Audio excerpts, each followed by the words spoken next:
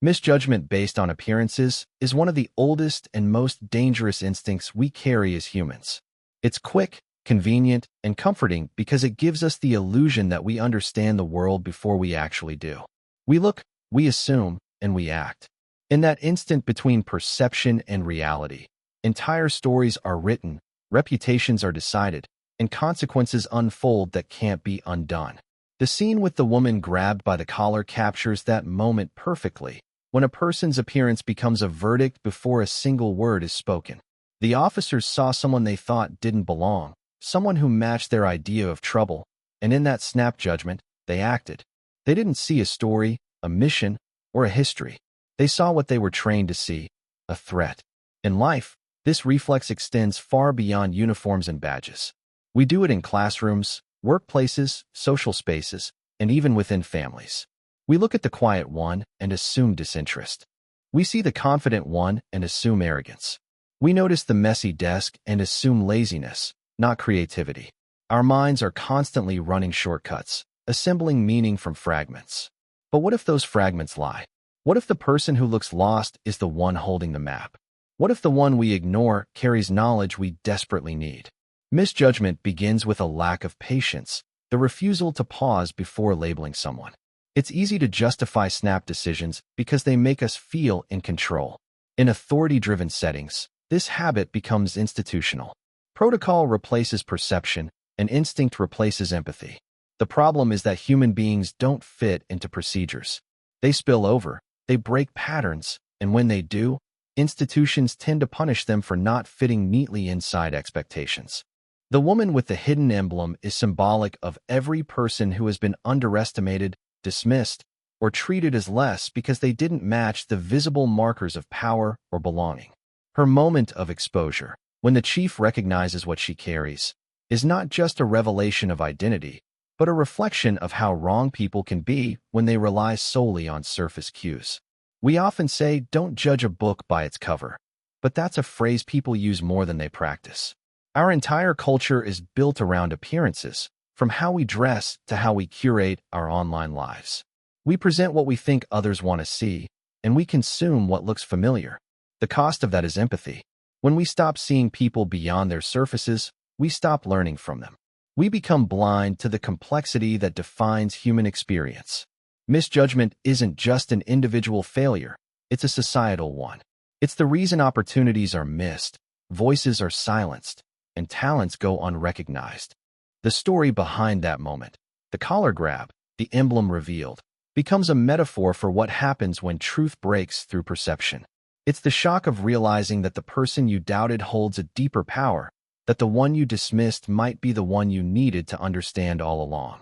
It forces reflection on how many times we've done the same in our own lives. How many people have we written off before knowing their story? How many assumptions have we mistaken for truth simply because they were convenient? This pattern is learned early. From childhood, we're conditioned to categorize: good, bad, safe, dangerous, friend, stranger. These binaries simplify the world, but they also create the foundation for prejudice. As we grow, these categories get reinforced by experience, media, and authority figures.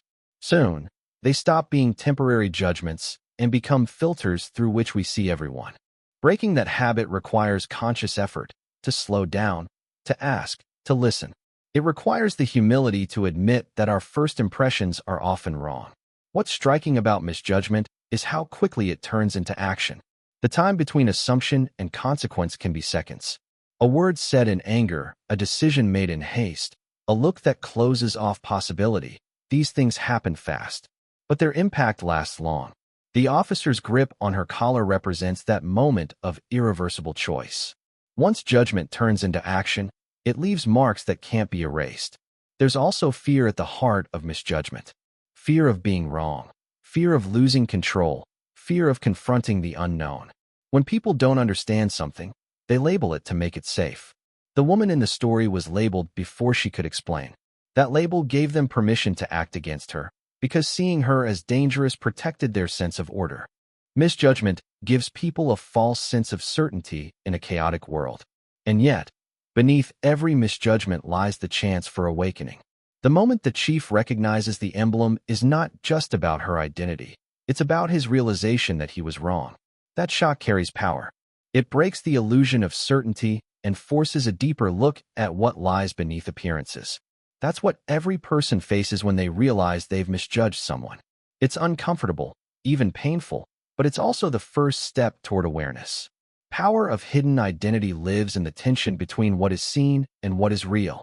It's the quiet strength of those who carry something beneath the surface, something that defines them but isn't immediately visible to others.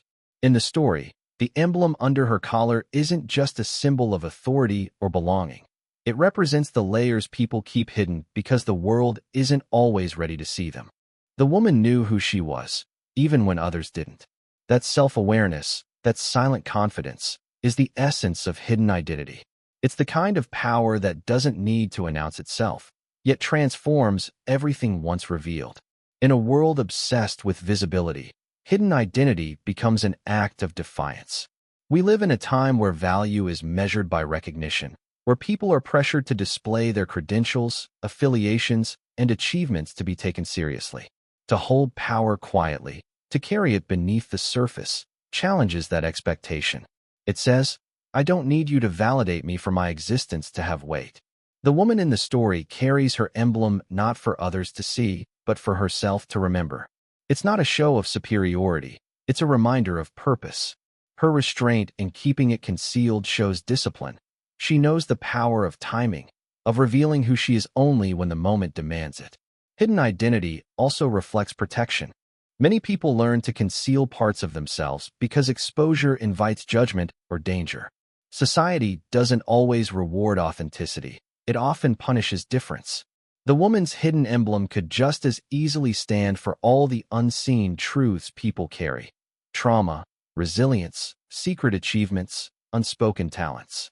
These hidden pieces shape how a person navigates the world, even when the world has no idea they exist. Power, in that sense, isn't just about authority or recognition. It's about the ability to stay grounded in who you are despite being misunderstood. When the chief sees the emblem, the balance of power shifts instantly. What was invisible becomes undeniable. That moment is more than shock, it's revelation. The authority he thought he held dissolves because now he's confronted with truth. Hidden identity, once revealed, forces others to reconsider their assumptions. It exposes how fragile perception really is. The chief's realization isn't just about her. It's about the limits of his own understanding. In that instant, the woman doesn't need to speak or fight. Her truth speaks for her. That is the quiet, devastating strength of hidden identity. It doesn't demand recognition, but when it surfaces, it commands it completely. Every person carries some version of a hidden emblem. For some, it's knowledge or skill that others underestimate. For others, it's resilience built from pain no one saw.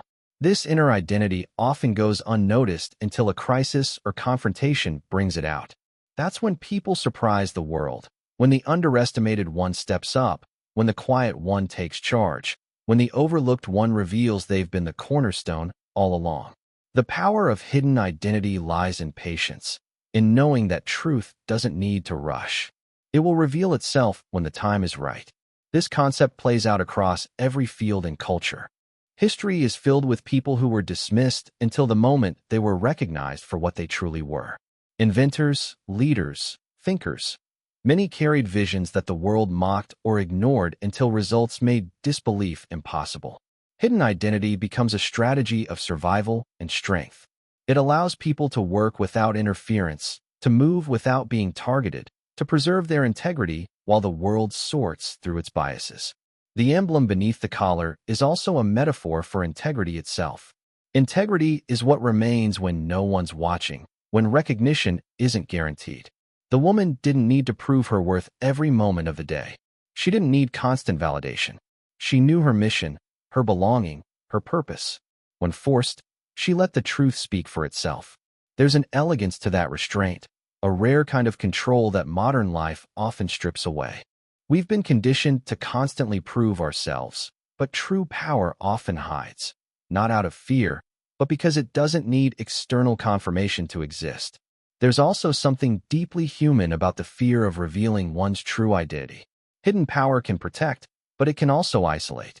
People who carry secrets, special roles, or unspoken knowledge often feel invisible or misunderstood. Yet, their invisibility is also their armor. The woman's hidden emblem gives her freedom. She can move through the world without the weight of expectation. But when necessary, that same hidden truth becomes her greatest strength. It's both her shield and her weapon. When the chief recognizes the emblem, it's not just her identity that's exposed. It's the imbalance in how people perceive authority. His shock reveals how much he relied on appearances to define hierarchy. The moment her hidden identity surfaces, the entire dynamic reverses. That's what hidden power does. It rewrites the script without violence or noise. It proves that real influence doesn't have to be visible to be real. The power of hidden identity also asks a question of everyone who witnesses it. How many truths have we failed to recognize because we weren't looking closely enough? How many people in our lives are carrying quiet brilliance beneath their collars, waiting for a moment of recognition that may never come? The emblem becomes a mirror, forcing us to reconsider what we value and how we define strength. Hidden identity teaches that the greatest power often lives where no one thinks to look, in the silence between perception and truth, in the calm of those who know exactly who they are even when no one else does. Authority versus truth is a conflict that has defined human behavior for as long as power has existed. Authority operates on structure, command, and control. Truth operates on integrity, courage, and reality. When the two collide, the results are often uncomfortable and revealing.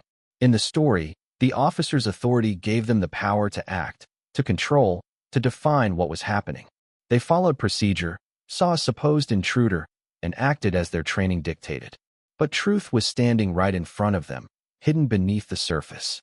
The woman's emblem carried the real story, the deeper layer that invalidated their assumptions. Authority gave them confidence. Truth stripped it away in a single instant. The clash between authority and truth is rarely about who is right. It's about who is willing to listen. Authority assumes correctness by position. It is institutional, inherited, reinforced through rules and ranks. Truth, on the other hand, doesn't rely on permission. It exists whether people believe it or not. The moment the chief recognized the emblem, he was forced into confrontation not with her, but with himself, with his own certainty and the system that allowed that certainty to exist unchallenged. Authority hates to be wrong because its power depends on the illusion of infallibility. But truth doesn't care about rank or uniform. It simply demands to be seen. Every system built on authority faces this same problem. When truth contradicts the command structure, the response is often resistance, denial, or suppression. People at the top want control, not correction. They fear truth because it destabilizes what they've built. Yet, history shows that ignoring truth only postpones its arrival. It waits, quiet but persistent, until a moment like this one forces acknowledgement. The chief's realization is symbolic of every leader, every institution, that's been confronted by evidence they tried to overlook. It's a crack in the wall of authority, the instant when the weight of truth becomes too heavy to ignore. The woman, in contrast, represents truth that doesn't need validation. Her strength comes not from shouting or arguing, but from presence. When the emblem is revealed, she doesn't have to defend herself. The truth does the work. This moment exposes how fragile authority can be when it meets something genuine. The chief's authority was procedural, hers was earned. His was given by rank, hers by purpose. That difference defines the moral balance of the story. It asks whether obedience is worth more than understanding, whether command is worth more than conscience. Authority tends to act before asking. Truth tends to observe before speaking.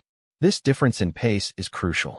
The officers acted out of duty, but their speed left no room for perception. Truth requires patience, attention, the willingness to see beyond appearances. Authority, in its rush to maintain order, often silences the very thing that could make it wiser. The woman's silence before her emblem was seen is a form of truth holding its ground. She knew what they didn't, and she didn't panic or plead. Her restraint highlights the imbalance between external power and inner certainty. In broader terms, the struggle between authority and truth plays out in every corner of society. In workplaces where hierarchies silence honest feedback. In governments where loyalty is prized over transparency. In families where age or position overrides listening. Authority seeks control, truth seeks clarity. When the two are aligned, systems thrive. When they are not, the result is injustice, misunderstanding, and fear. The story captures that imbalance in a single physical act, a hand gripping a collar, the force of control clashing against the quiet resilience of truth. There's an irony in how authority views truth as a threat. The very thing that could strengthen it is what it most resists. The chief, for a moment, experiences this paradox firsthand. His command gives him the right to act, but it also blinds him to the reality that stands before him. Only when truth reveals itself does his authority crumble. That shift isn't just situational, it's psychological. Authority is sustained by belief. When belief falters, power dissolves. Truth, however, doesn't depend on belief. It stands on evidence, on what is, not what is assumed. When authority meets truth, one of two things happens: humility or collapse. The chief's recognition hints at both. It's the second of hesitation before pride gives way to realization. The hierarchy he represents becomes irrelevant because truth doesn't bow. It redefines the entire scene. What was an arrest becomes an awakening. What was control becomes accountability. That's the real cost of truth. It demands correction, not comfort. The officer's actions also mirror how easily authority can mistake aggression for effectiveness. They were certain that acting fast meant acting right. But speed without understanding leads to error. Truth, in contrast, doesn't rush. It waits to be seen in full. The woman's hidden emblem is the embodiment of that waiting truth, silent, patient, undeniable once visible. The emblem breaks the illusion of control because it proves that authority isn't omniscient. It reveals that no structure, no matter how rigid, is immune to being wrong. The story doesn't present authority as evil, but as flawed. It shows how quickly the line between protection and oppression can blur when truth isn't considered. The chief's shock is the human reaction to realizing that his command, his certainty, his entire framework for understanding the world, missed something vital. It's the moment authority meets the reality it tried to define, and in that confrontation, truth doesn't need to fight. It simply exists, and existence itself becomes undeniable power. The cost of secrecy is rarely visible at first. It hides beneath the surface, just like the truth it protects. At first, secrecy feels safe. It gives control, it shields vulnerability, it creates a sense of advantage. But over time, it begins to take something in return. It takes ease, trust, connection, and sometimes even identity. In the story, the woman's hidden emblem carries both power and burden. It protects her, but it also isolates her. Every secret has a price, and even when the secret is necessary, the weight of carrying it never disappears. She walks through the world unseen for what she truly is, and while that invisibility grants her safety, it also costs her the ability to be understood. Secrecy is often born from fear, fear of exposure, fear of judgment, fear of what others might do with the truth. The woman hides her emblem because it's classified, because revealing it could have consequences beyond her control. But secrecy built on necessity doesn't remove its emotional toll. Living behind a layer of silence changes how a person moves, speaks, reacts. Every decision becomes filtered through caution. The cost isn't just external, it's internal. The longer someone keeps a secret, the more it begins to shape how they see themselves. They start to live between identities, the one they show and the one they hide. That division can strengthen resolve, but it also drains humanity. There's a quiet loneliness in secrecy. It creates distance even in crowded spaces. The woman's composure in the face of confrontation might look like calm strength, but underneath it lies the exhaustion of constant vigilance. To keep something important hidden means never fully relaxing, never letting the truth breathe. It's a controlled existence where even small mistakes can expose everything. The emblem beneath her collar symbolizes that tightrope, the constant balance between self-preservation and self-expression. In her world, one slip could change everything. That kind of life trains you to be disciplined, but it also hardens you in ways that few people understand.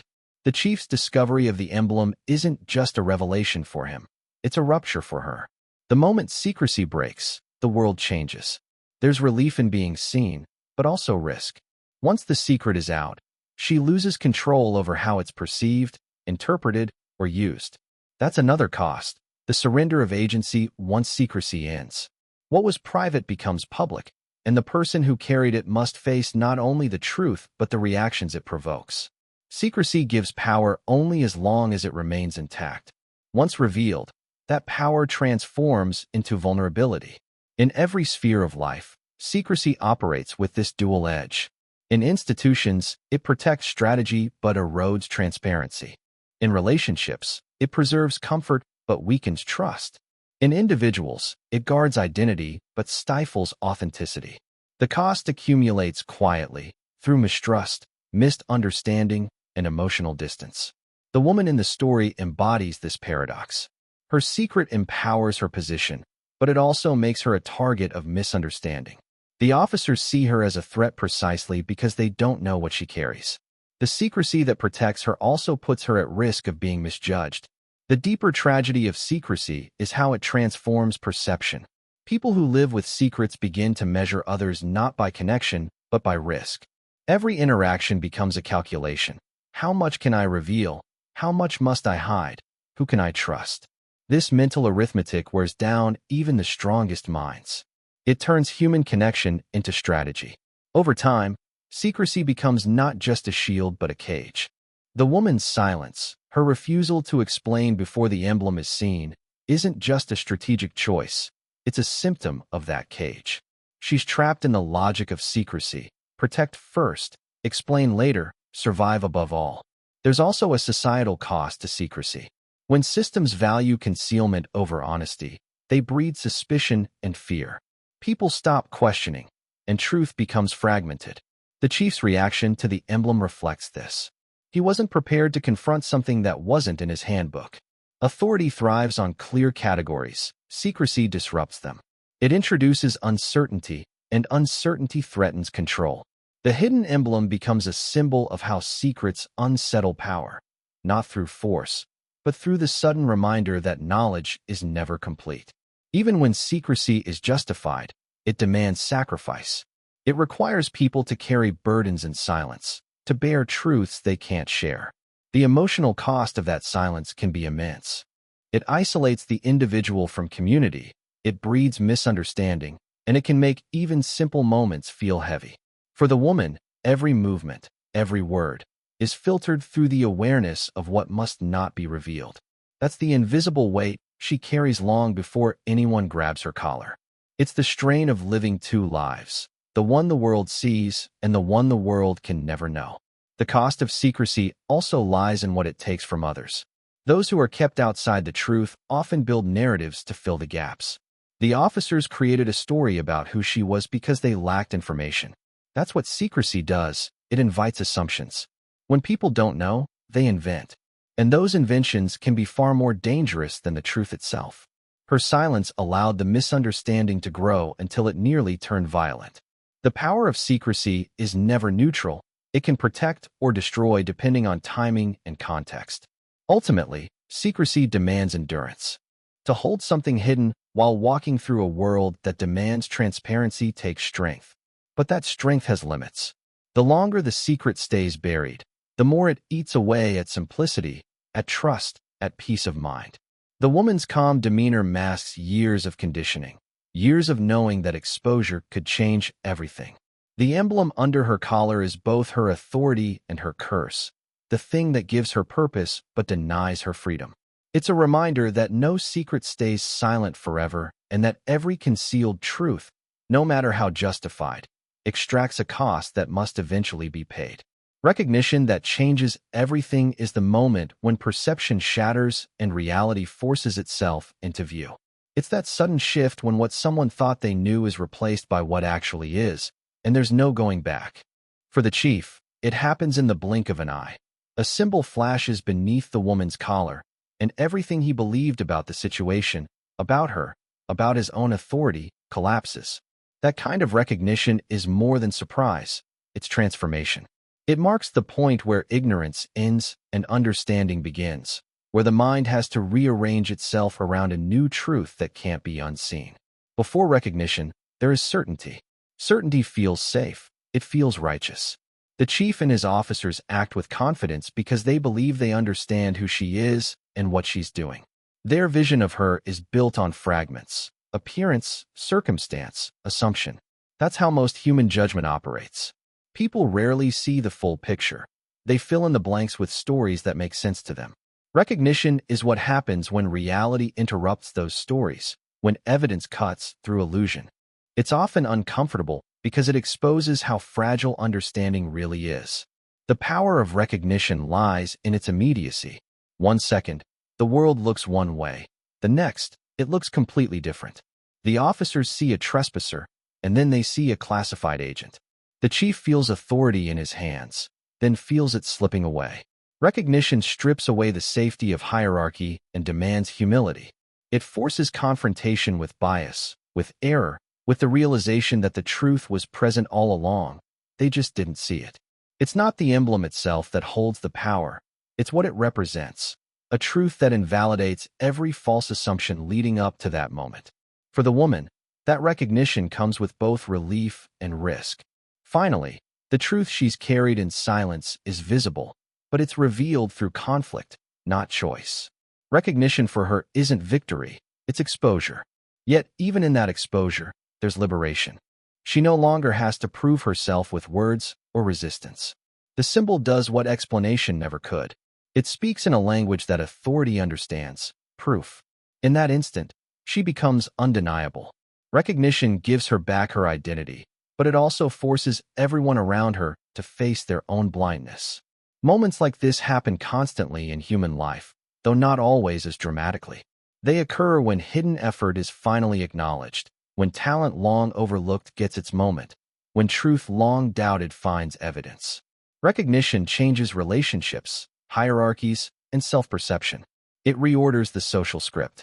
What was dismissed becomes respected. What was underestimated becomes central. The emotional shock that follows is part awe, part regret. Awe at what was revealed, regret for not seeing it sooner. The chief's face in that moment would carry both, because recognition is not gentle. It cuts deep, forcing a person to confront how wrong they've been. Recognition also carries moral weight. It's not just about discovering the truth. It's about what someone does with it afterward. The chief's reaction defines the meaning of the moment. He can either double down on pride or accept the new reality and correct course. That decision determines whether recognition leads to growth or denial. Many people encounter truths they can't ignore, yet still choose to maintain appearances. True recognition only changes everything when it's accepted fully, when the person lets it dismantle their previous certainty. The woman's presence demands that acceptance. She doesn't have to speak, because the truth is standing in plain sight. On a deeper level, recognition is also about seeing humanity. Before the emblem, the officers saw a problem to control. After it, they see a person with purpose. That shift, from object to individual, is the foundation of empathy. Recognition pulls down the wall between perception and understanding. It's the moment the human story re-enters what was once a mechanical response. The chief's realization isn't just professional, it's moral. It reminds him, and everyone watching, that behind every assumption lies a life that deserves to be understood, not categorized. The shock of recognition lingers long after the moment passes. Once the truth is known, it changes how people act, speak, and think. The officers will remember that flash of silver under her collar not as an isolated mistake, but as a lesson about their own limits. Recognition teaches humility, the understanding that appearances deceive and certainty can be dangerous. It also plants doubt, the kind that protects against arrogance. After that moment, they will question themselves more, hesitate before assuming, listen more closely. Recognition becomes a teacher that continues long after the scene has ended. But recognition doesn't only affect those who receive it. It transforms the one being recognized too. For the woman, it validates years of silence and sacrifice. It shows that what she carried, what she protected, wasn't for nothing. The emblem finally means something to someone other than her. The world sees it, acknowledges it, and that acknowledgement restores balance. Yet it's bittersweet, Because it took confrontation for recognition to happen. That's often the price. The truth must first collide with resistance before it's accepted. Recognition rarely comes quietly. It comes when misunderstanding reaches its breaking point. Every act of recognition carries consequence. It changes how power moves, how trust rebuilds, how the story continues. The moment the chief's eyes meet the emblem, the entire dynamic of the scene transforms. What was a show of dominance becomes a revelation of error. What was an arrest becomes an apology waiting to happen. Recognition rewrites roles. The accused becomes the authority, and the enforcers become the ones who must answer. It's not punishment, it's realignment. The truth takes its rightful place, and from that moment on, nothing can go back to how it was. Courage revealed in a moment is rarely loud. It doesn't always come with speeches, declarations, or grand gestures. Sometimes it's quiet, almost invisible, tucked inside an instant where fear and resolve meet. The woman in the story shows that kind of courage. Surrounded, restrained, accused, she doesn't beg or fight or explain.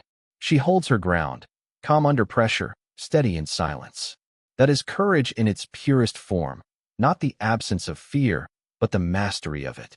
When her emblem is revealed, it's not just her identity that surfaces, it's the quiet strength she's carried all along. The emblem is proof of who she is, but her composure before it's seen is proof of what she's made of. Courage doesn't always look like resistance. Sometimes it looks like patience. The ability to endure judgment without lashing out, to face misunderstanding without losing self-control, is a deeper form of bravery than aggression. The woman's restraint in that scene speaks volumes. She knows she could expose her truth sooner, but she doesn't. She lets the moment unfold, lets those around her reveal who they truly are through their actions. That kind of stillness is hard to maintain under threat. It takes strength to hold on to dignity when treated unfairly, to keep faith in your own truth while others misjudge you. Her courage lies in that choice, to stay steady, to let truth reveal itself naturally instead of forcing it. Every act of courage begins in uncertainty. The moment before the chief recognizes the emblem is the moment of greatest tension. She doesn't know what they will do next, and yet she refuses to let fear dictate her reaction. Courage isn't built in comfort. It's forged in the seconds when everything feels unstable. She could have fought back, tried to escape, or cried for help, but she doesn't. Her calm is not submission, it's control. It's a declaration that no matter what happens, she won't betray who she is. Courage, in that sense, is about identity, knowing yourself so completely that external chaos cannot define you. What makes courage compelling is how it contrasts with fear. Fear is natural, it protects us. But when fear starts to rule, it blinds judgment. The officers in the story act from fear, fear of the unknown, fear of losing control. Their movements are fast, their voices loud. The woman, by contrast, moves from conviction. Her quiet becomes a mirror, reflecting the difference between real power and reactive fear. That's what courage does. It exposes fear by not feeding it. It makes panic look small, even when the person standing still is outnumbered. Courage also carries responsibility. It's not just about personal survival, it's about principle. The woman's calm isn't only for herself. It represents the discipline and purpose of whatever mission she's part of. She knows that how she acts reflects something larger than her individual story. That awareness deepens her bravery. People who carry responsibility know they can't afford to lose composure. They understand that courage is contagious. One person's steadiness can ground an entire situation. Her silence, her stillness, her refusal to crumble, all radiate that quiet authority that can change the atmosphere of a room. There's also moral courage in her actions. She doesn't use her position or power to humiliate the people confronting her once the emblem is seen. She doesn't retaliate, though she easily could. Her courage includes restraint after recognition, the choice not to turn power into revenge. That's the kind of courage that builds integrity. It's not enough to be right. True bravery is measured by how someone behaves once their strength is acknowledged. Her composure before and after the revelation stays the same, showing that her courage isn't reactive, it's constant. In life, courage rarely announces itself before it's needed. People discover it in moments like this, when there's no time to prepare, no guarantee of safety, no certainty of outcome. It appears in flashes. The decision to stay calm when provoked, to speak truth when silence is easier, to trust in one's worth when others can't see it. The woman's courage doesn't come from training alone. It comes from conviction. She knows who she is and what she stands for. That knowledge anchors her when everything else turns against her. It's the kind of strength that doesn't depend on being believed, only on being true. The moment of recognition, when the chief sees the emblem, also reveals the depth of her courage. Before that moment, her strength is internal, invisible. Afterward, it becomes undeniable. But the important part is that her courage existed long before anyone else noticed. Recognition doesn't create bravery, it only exposes it. The chief's reaction is built on surprise, but her calm is built on preparation. She's lived her whole life ready for moments like this, moments where she must stand in truth without expectation of fairness. That readiness, the ability to face confrontation without flinching, defines lasting courage. Courage revealed in a moment also changes others. It's impossible to witness real bravery and remain untouched. The chief, the officers, anyone nearby, they all see what it means to stay grounded under pressure. That image imprints itself on them, forcing reflection. It challenges them to examine how they might react under similar strain. True courage is a mirror that forces others to question their own fear. Her stillness isn't weakness. It's an invitation to reconsider what strength actually looks like. Courage like hers isn't dramatic, it's disciplined. It doesn't need applause or validation. It exists quietly, in the tension between control and chaos. It's the decision not to yield to panic, to trust the truth will eventually surface. The woman's calm under the chief's authority shows that bravery isn't always about fighting. Sometimes it's about holding still while the world misreads you. The emblem beneath her collar may confirm her power, but the real revelation is that she didn't need it to prove her strength. Her courage was already there, steady as heartbeat, waiting for the world to catch up to it.